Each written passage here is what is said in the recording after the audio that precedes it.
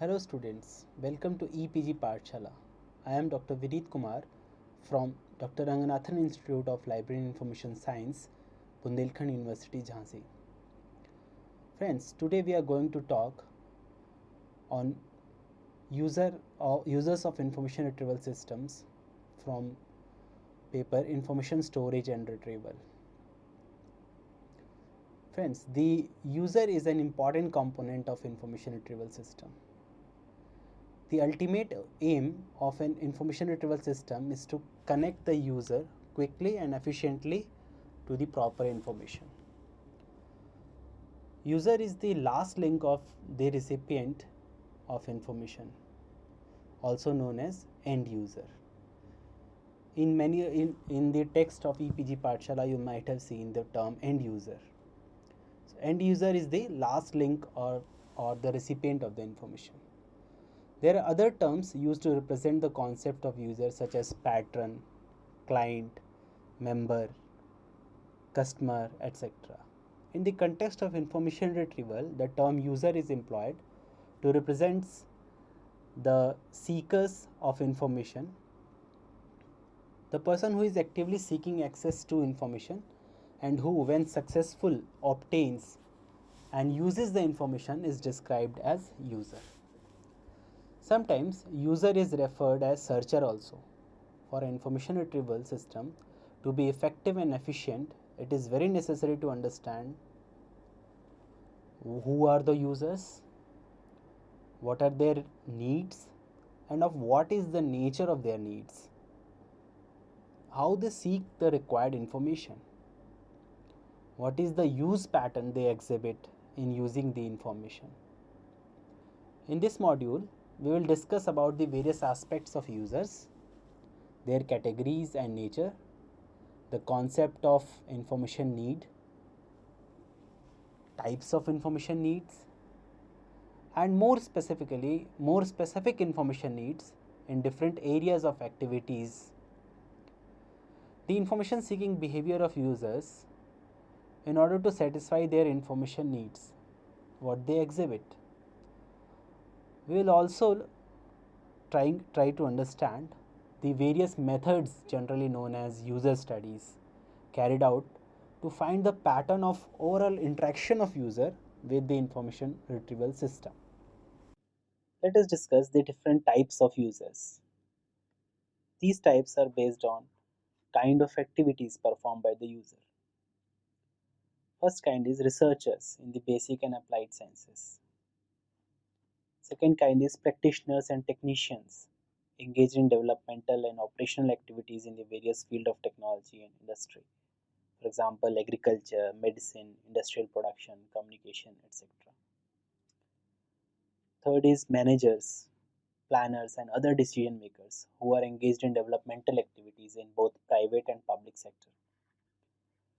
So basically, on the basis of the activities, divided the users in three types: researchers, practitioners, and managers or planners.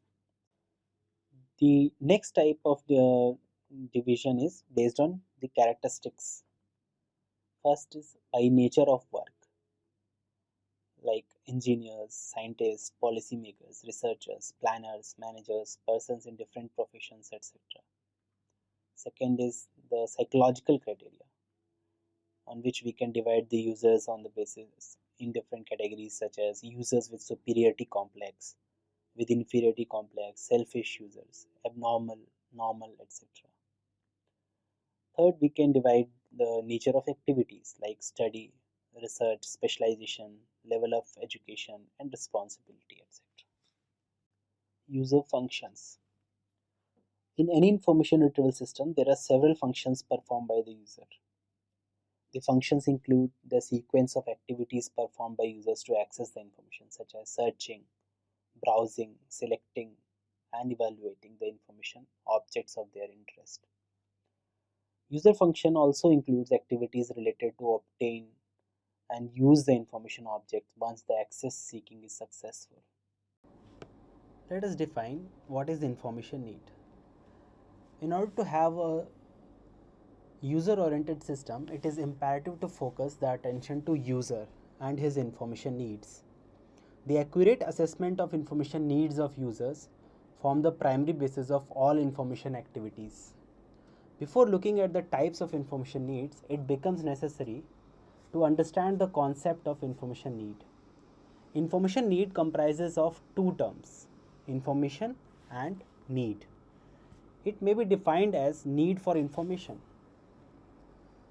Information need is a factual situation in which there exists an inseparable interconnection between information and need.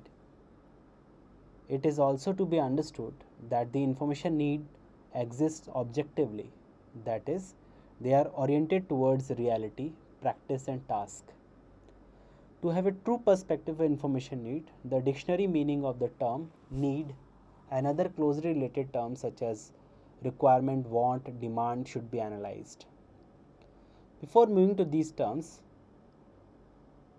I would like to draw your attention toward N.J. Belkin. N.J. Belkin proposed the concept of anomalous state of knowledge, in short popularly known as ASK, hypothesizing that the information need arises from the recognized anomaly in the user's state of knowledge concerning some topic or situation, and that in general the user is unable to specify precisely what is needed to resolve that anomaly. So N.J. Belkin proposed that hypothesized that the information need is a recognized anomaly. Some kind of anomaly exists in the mind of the user about some topic or situation that in general the user is unable to specify precisely what is needed to resolve and how it can be resolved. So according to Belkin, it is the anomalous state of knowledge of the user where he is unable to specify precisely what is needed. Next attempt was made by Morris B. Line. He attempted to define these terms in the perspective of information and tried to solve the difficulty of separating the concept of need, want, requirement, demand, and use. Morris B. Line defined need, want, requirement, and demand, desire, all these terms. Let us first take the term need. Need is what an individual ought to have for his work, his research, his improvement, edification, his recreation, etc. A need is a potential demand, means a need shows that it can become a demand. Next term is want, what an individual would like to have, whether or not the want is actually translated into a demand. A want, like a need, is also a potential demand. Next term is requirement. Morris B. Line defined requirement in the sense that it can mean what is needed, what is demanded, and can therefore be usefully employed to cover all three categories. Demand. Demand is what an individual asks for. More precisely, a request for an item of information believed to be wanted. When satisfied, the demand may prove not to be want after all. A demand is a potential use. Next is use. Use is what an individual actually uses. A use may be satisfied demand or it may be the result of browsing or accident. Use is an indicator of demand, demand of wants, and want of needs. Several attempts have been made. On the similar lines, Taylor has explored the information need from the perspective of psychology of human behavior. According to Taylor, the information need is of four kinds. First is visceral need. Visceral need is an actual but unexpressed need for information. Second is conscious need. Conscious need is a need which is an ill-defined area of decision. Next is formal need. Formal need is an area of doubt which may be expressed in concrete terms, which means that in formal need, the user is able to define what kind of need he has. Means the user is aware of what kind of information he wants. But in conscious need, the he's trying to take some decision, and he's not aware what kind of information will solve his particular information needs. And the last category is compromise need. Compromise need is a need translated into what the resources and files can deliver. Compromise needs can be understood by on the basis of that the information which the user wants is not actually available, but the need has been compromised on the availability of what information is present at the moment. Types of information needs. Several other categories of information need exist. For example, social or pragmatic information need. Under this category, we can put information that is required to cope with day-to-day life, such as weather details of a location, bus and train timings, etc. Second, recreation information needs. This category involves information satisfying the recreational and cultural interests of the users, such as the upcoming books, TV shows, timings, etc. Third is professional information needs. The information required to operate competently and efficiently within the professional environment of the user. This involves information regarding new trends and practices being followed. This is the highest demanding information need. Next is educational information needs. In this category, the information required to satisfy academic requirement at an institution or to learn new skills are included. Before moving to details, to understand the details about the various information needs in different areas of activities, it is worth to understand how to ascertain the information needs of the clientele. Ms. Paulus Atherton listed some methods of ascertaining the information needs. First, she states that the first step is to study the organizational chart of the institution. This helps in understanding the structure of the organization for which the information needs are to be ascertained. Second is study of its functions, activities chart of the organization. What are the functions that are performed in that organization? What kind of activities that are performed in that organization? So such kind of studies should be made to ascertain the functions activities, on the basis of which the information needs can be realized. Next step is the study of annual reports, project reports, and other publications which are being published from that organization. Next is to do a survey of users' requirements using some questionnaires.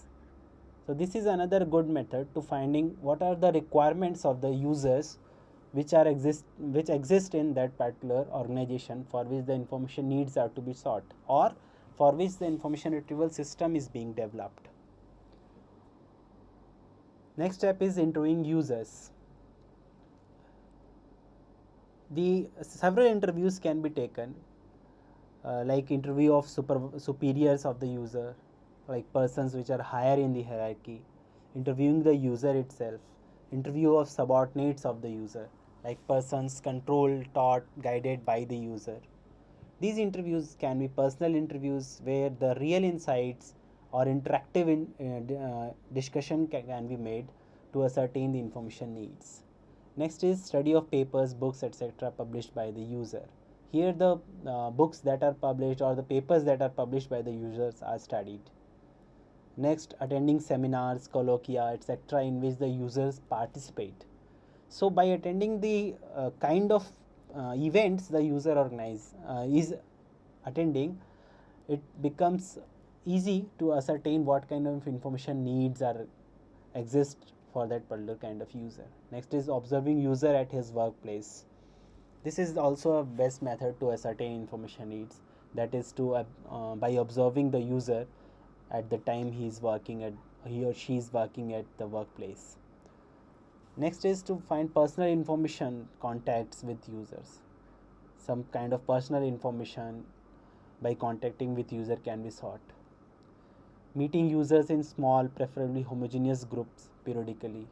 That also raises the kind of category of information needs that exists. Next is feedback from information services that are rendered. So in every organization, some already existing information services feedback can be obtained so that the information needs could be analyzed. Next is that is providing suggestions from users about their subject interest, author interest, institutional interest, etc. Next, attending technical meetings with the institution at which projects are and problems may be discussed. Next step is scanning correspondence and reports prepared and received by the users. This step helps in ascertaining the communications or correspondence information needs of the user. Next step is study of documents used by the user. What kind of documents the user is using? A study of these documents can give or provide new insights for the development or ascertaining the information needs. Also, the study of reference queries received from the users could also be studied. The participation in work orientation programs. While orienting and guiding users in using libraries, resources, tools, and techniques can also be done. The study of classification schemes and handbooks available at the organization also helps in ascertaining the information needs. And lastly, listening and developing contacts with the user can also help in ascertaining the information needs. Further, we are going to discuss the information needs in some areas of activities. The areas covered are industrial information needs, planning information needs, decision making, research and development information need for business. Industrial information needs. The success of an industry depends on its ability to receive the vital information in time. The information can be in the form of technological information, company-oriented information, economic information, or information related to policies. However, any new industry in the process of its establishment may need the information concerning scope and prospects of the industry, the location, land, machinery and equipment, raw material, utilities, transportation, staff and labor, finances, regulations and procedures, market and market strategy. Planning information needs. Planning establishes goals and objectives. This requires large amount of information related to present and past events and situations. Planning also identifies the events and activities that must be performed to achieve the goals. This step also requires considerable amount of information relating to each event and activities. The next step is to describe the resources and or talents necessary to perform the identified activity. The information related to available resources, such as individuals who will implement and control the activities, is paramount at this step. Next is defining the duration of each identified activity. This requires lot of prior experience and other information about the sub-activities. The final step is to determine the sequence in which the identified activities must be performed for best results. Decision making and information needs. Decision making is a process of selecting the most desirable or the optimum alternative to resolve a problem or to attain a goal. Different levels of decision making requires different types of information, such as strategic decision making requires strategic information and tactical decision making requires tactical information.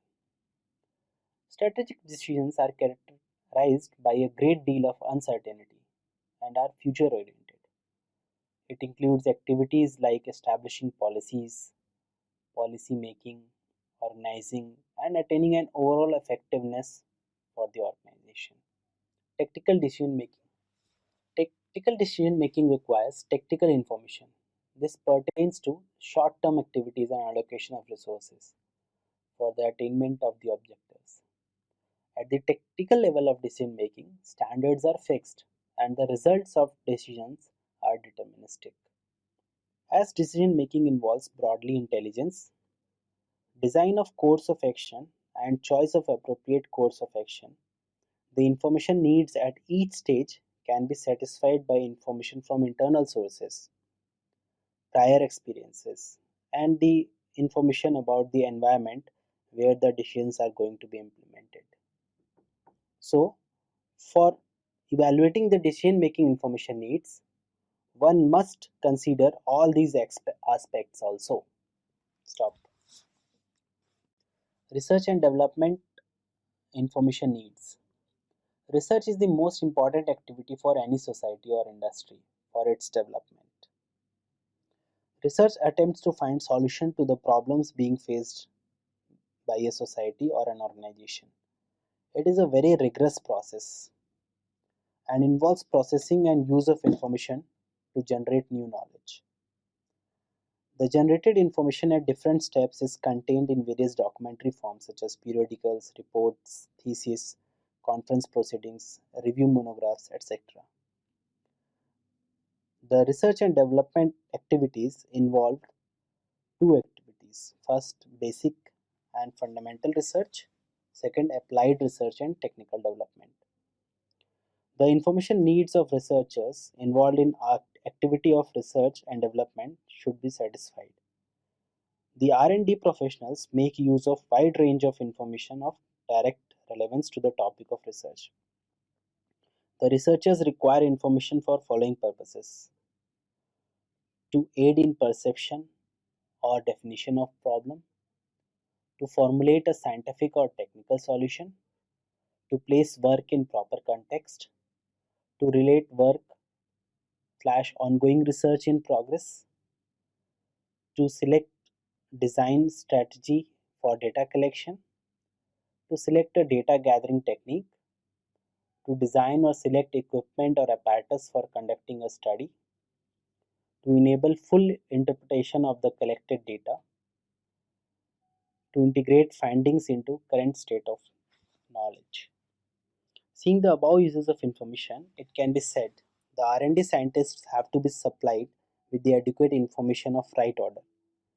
The R&D activity is paramount for the socio-economic development of a nation. Information needs in business. Any business operates in an environment that consists of economic, legal, political, social, and technological factors. Each factor creates need for different types of information needs.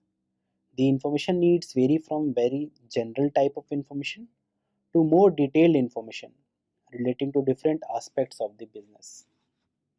Some of the information needs can be listed as capital procurement and mobilization, technical know-how, knowledge of existing policies, practices and regulations, market conditions and requirements, foreign trade, management information, etc. The information needs mentioned above, if adequately satisfied with the right information, the business excels.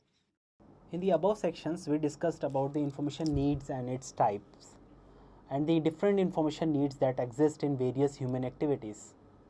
The moment the information need is realized, it becomes important to satisfy this need. As already discussed, N.J. Belkin Ask model proposes that information need is an anomaly that arises in the user's state of knowledge. It is but natural for the human mind to fill this anomaly.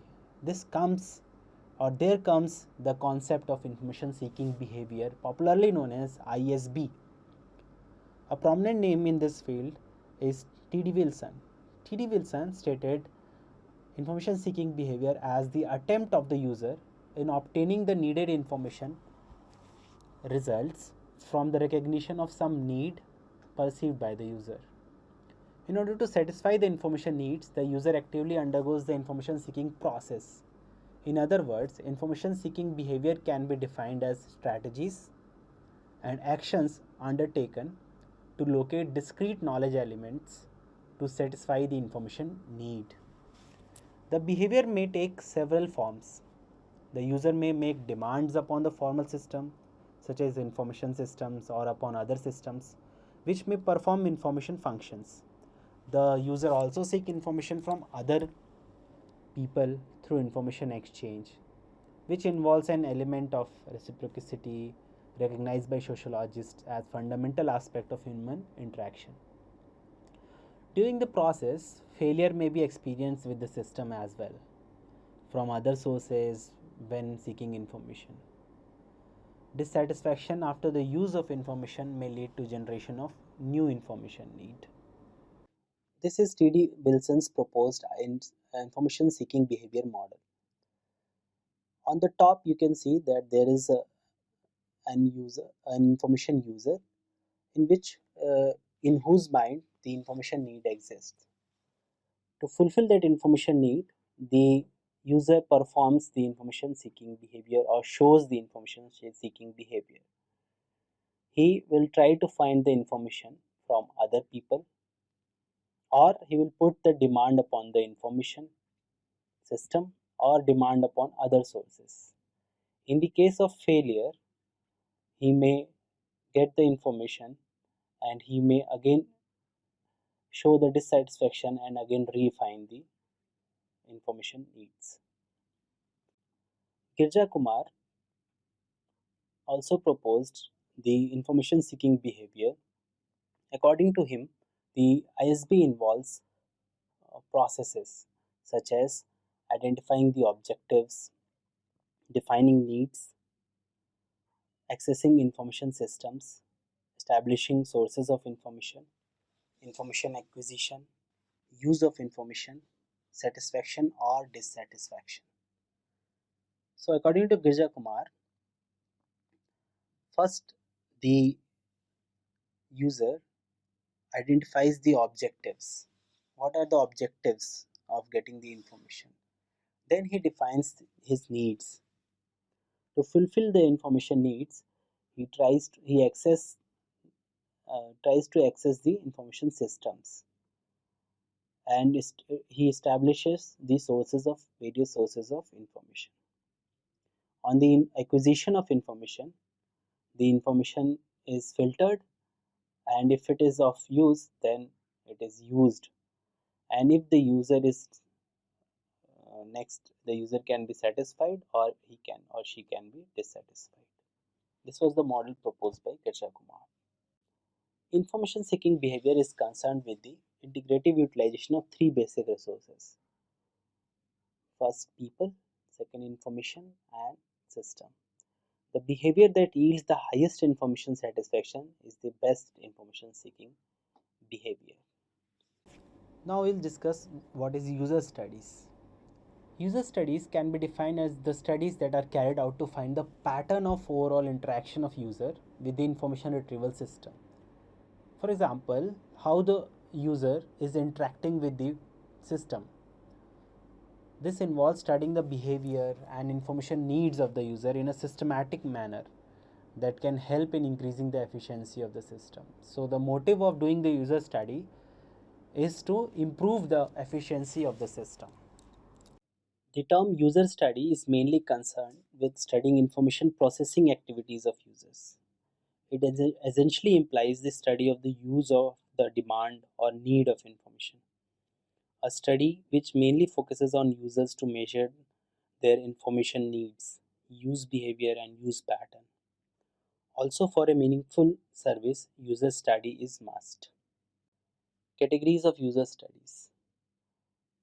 Menzel has categorized the user studies into three broad categories: the behavior studies, the use studies, and information flow studies. The behavior studies involve studies to find out the pattern of overall interaction of the user community with the communication system, without reference to any specific information receiving event, or are called information behavior studies. Second is use studies. Use study, this category involves studies to find out the use of any communication medium such as primary periodical, secondary periodical, other sources are called use studies. Basically, this involved study of the various sources of information, the pattern, the use pattern of the sources of information. For example, which are the secondary journals which are being used by user, popularly being used by user in a particular field of study, or what are the other sources which are being used in a particular field of study. Next category is information flow studies. In this category, the studies are involved to find the pattern of flow of information in the communication system. That is, the information is flowed in which hierarchical order, whether it is hierarchical order or it is on the same level, and what kind of information flows exist in the particular, or what are the patterns of flow of information, that is studied in information flow studies. What are the factors that are considered in user study? The factors include identification of user group. This helps in assessing the proper assessment of users' information needs. Next is identification of user approaches and attitudes in finding, locating, and obtaining the information. What are the approaches which are being followed by the users, or what are the attitudes which are shown by the users in finding, locating, and obtaining the information?